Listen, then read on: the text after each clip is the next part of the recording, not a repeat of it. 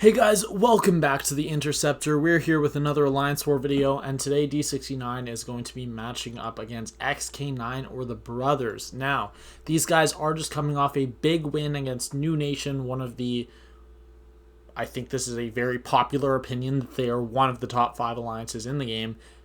Always a top 3 contender, and they just had an off war. Happens. But we know that XK9 are kind of riding a high after that war, so we need to do our very best. So going into this war, we are in 3rd place overall, and XK9 is in 2nd.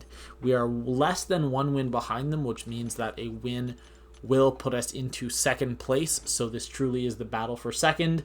And whoever loses this war will be in 3rd place, because even though we are in 3rd right now, we are more than 1 win ahead of the person in 4th,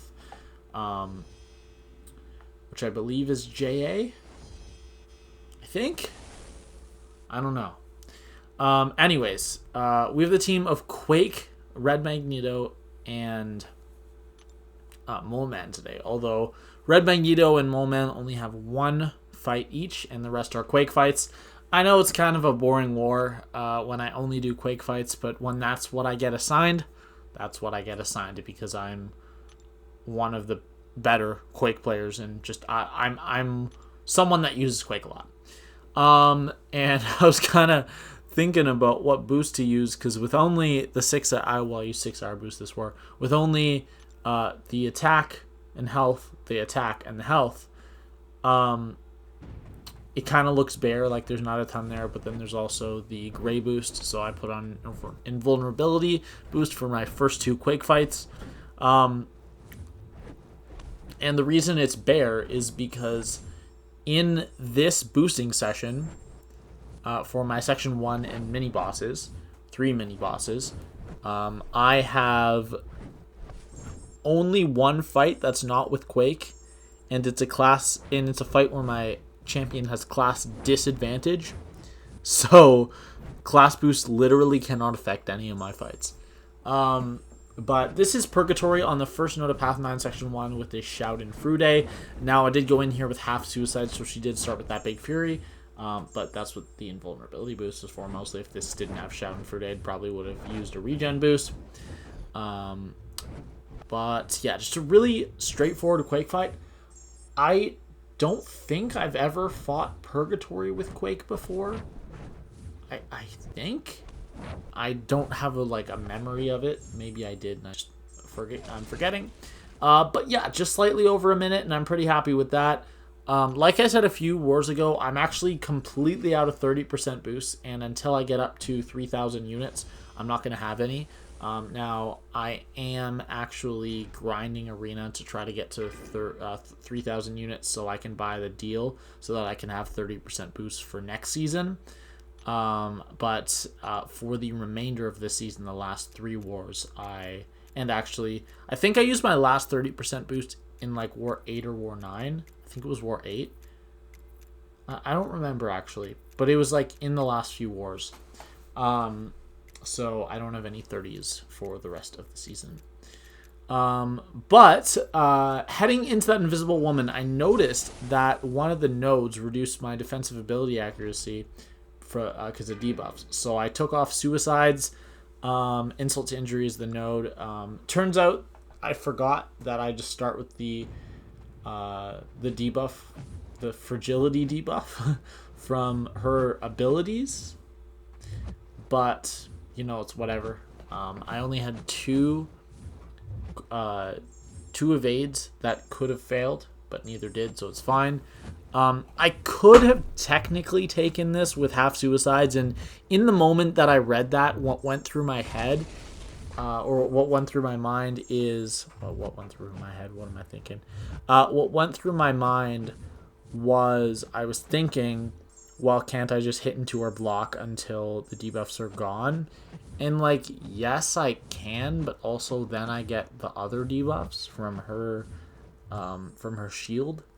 So you could do it with half Suicides. You definitely should not be doing this fight with full Suicides, unless you're running the Black Widow synergy for increased ability accuracy.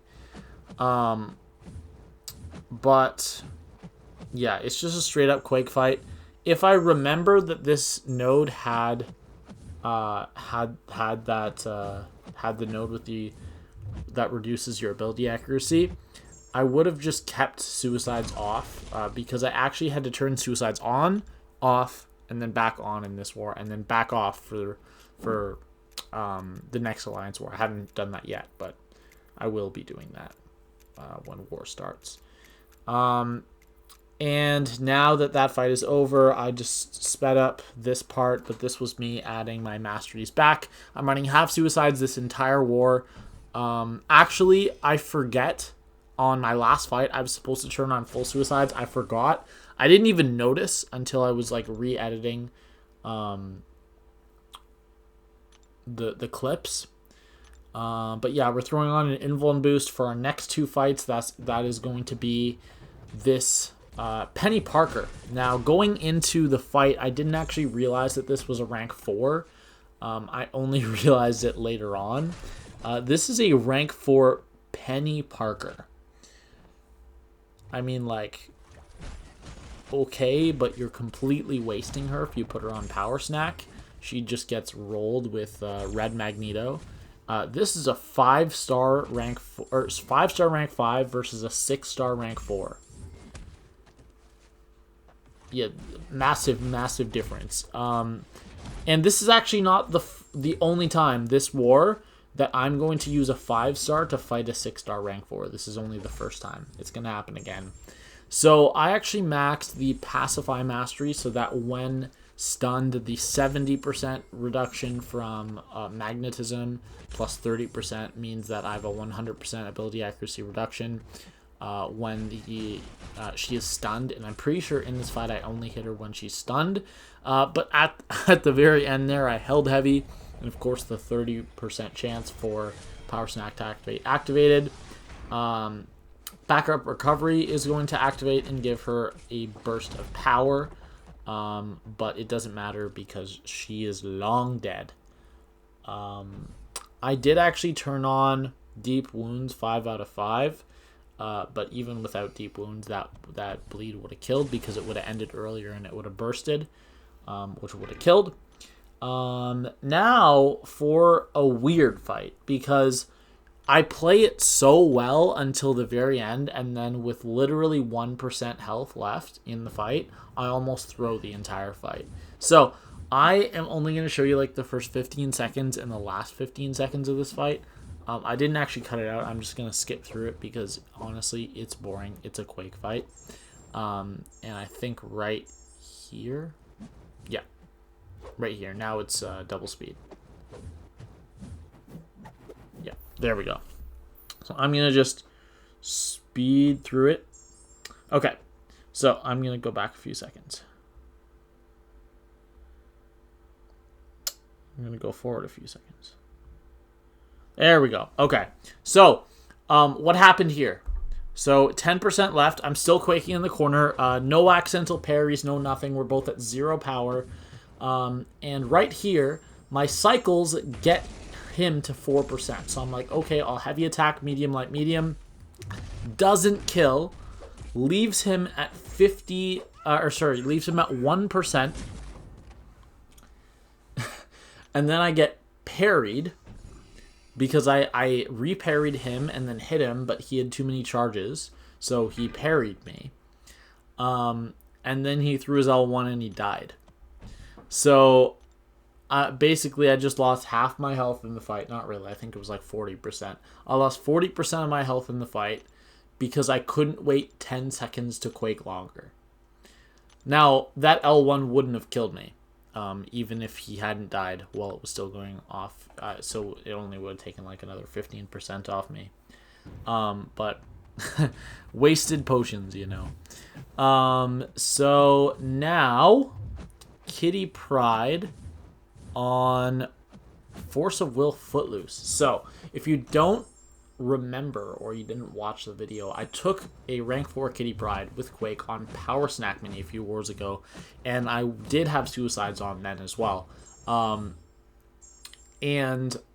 fight took 3.5 minutes because I was getting insanely bad luck with Kitty Pryde dashing back and phasing towards me when my aftershocks were about to expire. And I think I actually looked at it, and of all the chances that she could have done it when she had enough prowess to phase, she was phasing at the moment of the stun more than half of the time. So I lost out on probably 40% roughly of my damage in that fight because of bad AI. And the reason I'm playing this entire fight and I didn't speed it up is so you can see just how easy the matchup is when RNG doesn't fuck you like that. Because in this fight, it happens 0 times. She has like 5 chances to do it, and it doesn't happen a single time. And she's dead in 1:30. What's the time on that? 1:27. So yeah, it works out beautifully sometimes. And then there, we are fighting our section 2 now. These are actually the exact same 2 fights that I did last war, so I'm gonna skip through the Black Widow Clairvoyant fight. The only difference between this war and last war is that in the last war I took a combo to the face. This war it's a completely clean fight, so I'm gonna skip it. It's just a clean Quake fight. I literally have no words. I end at 100% health because of my combat regen boost. Skip it.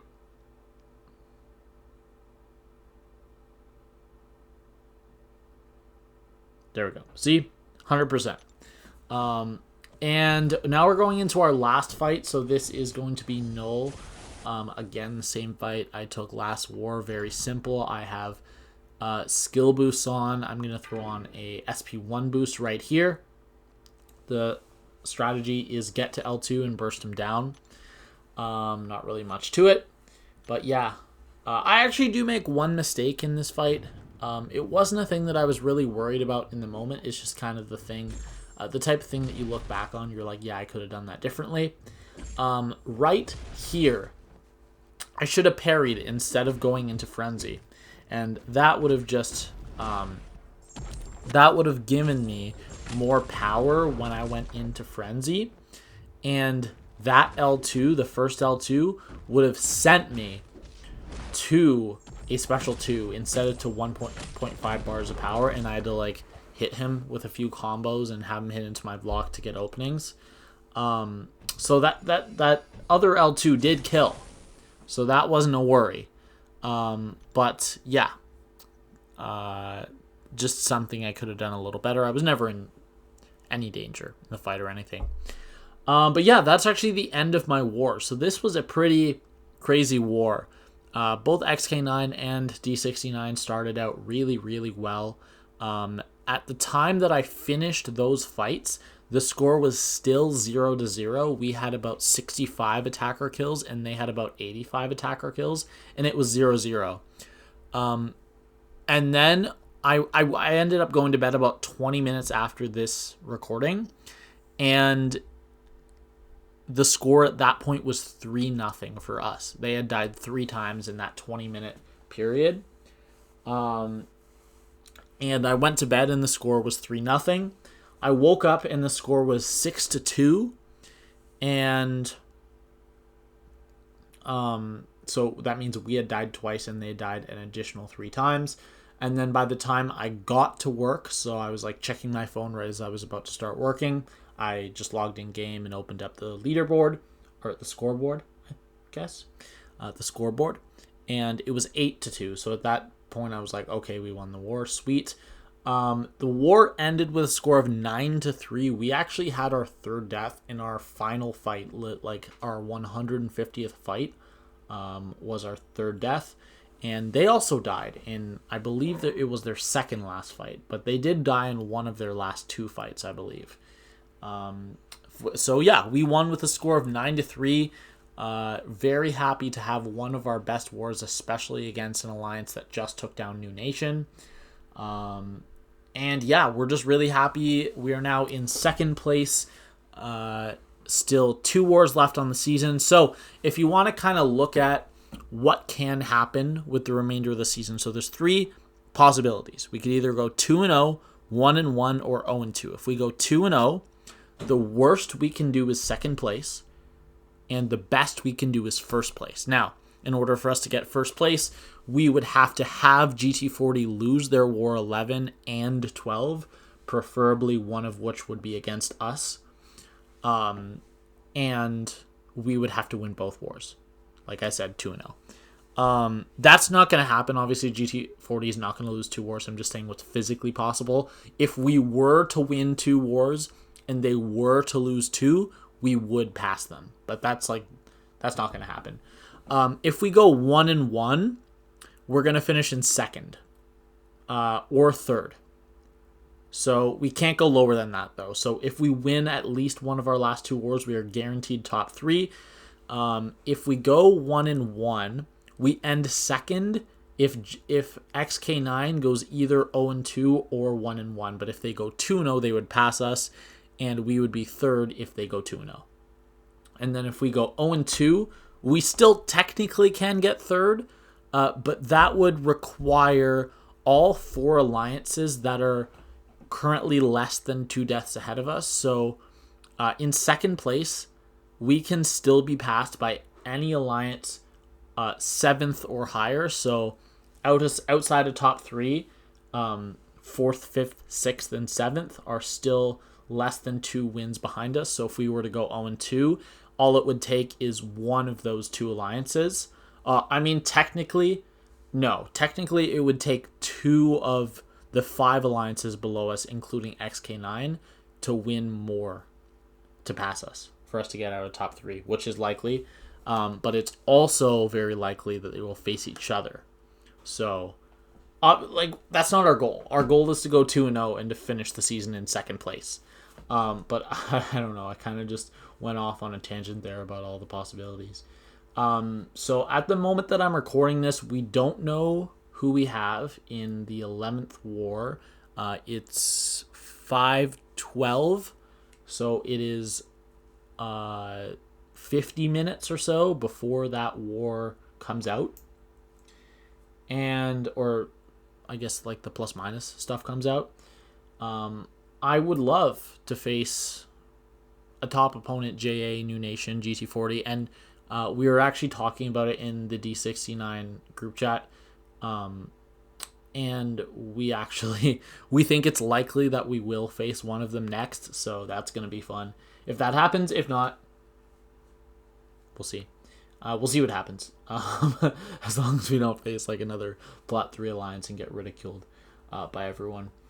But yeah, that's pretty much it. I don't care who we face. I know that we are a good alliance, and we've proven we haven't had a ton of chances to prove it, but we're trying to prove that we belong up here.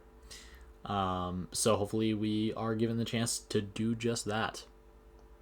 So that is it for the video. I feel like I just talked a long time about stuff that doesn't matter, and that 90% of people watching this video don't even know too much about or don't care about.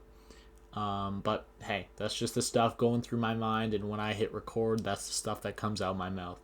So we are now 9-1 on the season. Our death total is at 2, and my PSR is at 63 out of 65, which is 97%. And my deathless streak is up to 15. Wow, so impressive. I haven't died in a whopping 2 wars, guys. Wow. But yeah, that's it. And I will see you all in the next war video. GG's to XK9. Bye.